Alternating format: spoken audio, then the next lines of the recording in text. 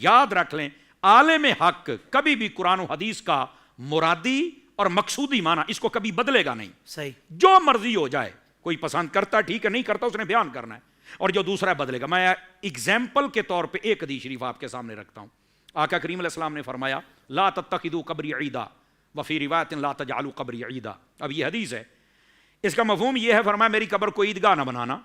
اب یہ حدیث شریف ہے. اب اس کا مفہوم کیا دے رہے ہیں؟ جو عالم سو ہے, ٹھیک ہے, جو رانگ نمبر ہے, وہ کیا کہہ رہا ہے؟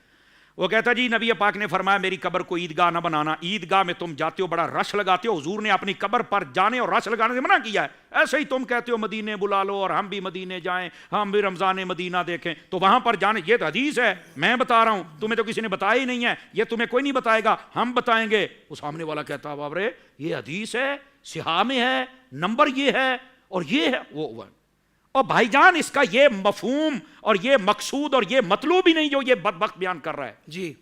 اب عالم حق سے پوچھیں کہ اس کا مطلب کیا ہے, تو پہلے وہ اچھے طریقے سے ذہن بنائے گا اور کہے گا اگر نبی پاک علیہ السلام کے روضے پر نہیں جانا یا وہاں پر آپ نہیں جا سکتے, رش نہیں لگا سکتے, تو پھر آقا کریم نے یہ کیوں فرمایا من زار قبری وجبت لہ شفاعتی, جو میرے روزے کی زیارت کرے گا میری شفاعت واجب. جب جانا ہی نہیں تو زیارت نہیں, زیارت نہیں تو شفاعت نہیں, تو حدیث کدھر گئی؟ پھر آقا کریم نے یہ کیوں فرمایا علیہ السلام جس سے ہو سکے مدینے میں مرے, قیامت والے دن مدینے میں مرنے والوں کی شفاعت کروں گا. اب جب جانا ہی نہیں ہے تو پھر یہ کیا ہو رہا ہے؟ تم کہتے ہو رش لگانے. میرے آقا کریم علیہ السلام نے فرمایا من حج فلم یزرنی فقد جفانی, جس نے حج کیا اور بعد میں میری زیارت کو نہیں آیا, یہ قیامت کی صبح تک کے لیے یہی حکم ہے. تو فرمایا وہ بے وفا ہے, اس نے جفا کی, اس نے محبت کا حق کی نہیں ادا کیا.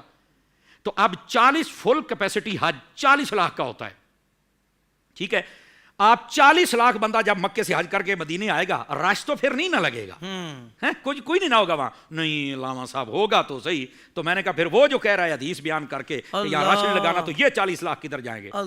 یار ہم تو سر پکڑ کے بیٹھ گئے, آپ نے تو سارا کچھ گھما کے رکھ دیا. میں نے کہا گھمایا اس نے تھا, میں تو سیدھا چڑھا رہا ہوں, سیدھی سڑک یہ شفاعت نگر کی ہے, ہم تو اس راستے اس وے پہ چڑھا رہے ہیں آپ کو.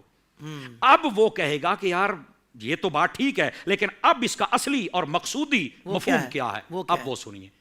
وہ اس کا مفہوم یہ ہے, آقا کریم صلی اللہ علیہ وسلم نے فرمایا میری قبر کو عیدگاہ نہ بنانا. حضرت حافظ صاحب وجد آئے گا, وجد. اس نقطے پر جو مقصودی ہے اور مطلوبی ہے اور محبوبی ہے جس کو بیان کرنا چاہیے وہ یہ ہے. امت کے تمام علماء نے لکھا اس بات کو, وہ فرماتے ہیں کہ آقا کریم علیہ السلام کے فرمانے کا یہ مطلب نہیں جو یہ بدبخت نکال رہا ہے کہ میری قبر پہ نہیں آنا اور رش نہیں لگانا جیسے عیدگاہ میں لگتا ہے.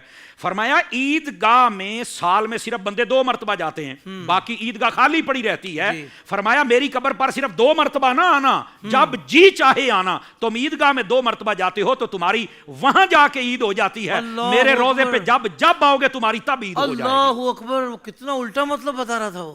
یہ ہے عالم حق. سو کتنا الٹا بتا رہا تھا, بس وہ ہے ہی الٹا. اللہ اب سمجھ آ رہی ہے جی. صرف ایک ایگزامپل میں نے ابھی قرآن کی آیات اور احادیث بہت ہے جن کی میں مثال دے سکتا ہوں. فرمایا عیدگاہ میں 2 مرتبہ جاتے ہو, دونوں مرتبہ تمہاری عید ہوتی ہے. میری قبر کو ایسے نہ سمجھنا کہ 1-2 مرتبہ جائیں گے تو عید ہوگی, جب آؤ گے تب عید ہوگی. تیری دید ہو گئی میری عید ہو گئی. کیا بات ہے, تیری جب کے دید ہوگی جب میری عید ہوگی. سبحان اللہ. کیا کہنے, آگے نہ سمجھ, کیا بات ہے, کتنا بڑا ڈیفرنٹ ہے یار دونوں کے اندر. یار یہ کیا چیز ہے؟ یہ ہے اصل عالم حق اور عالم ربانی. اور دوسری طرف عالم سو جو لوگوں کی سوچ کو نبی پاک علیہ السلام سے دور کر رہا ہے, صحابہ سے دور کر رہا ہے, اہل بیت سے دور کر رہا ہے. تو خدا ایسوں سے ہمیں محفوظ فرمائے.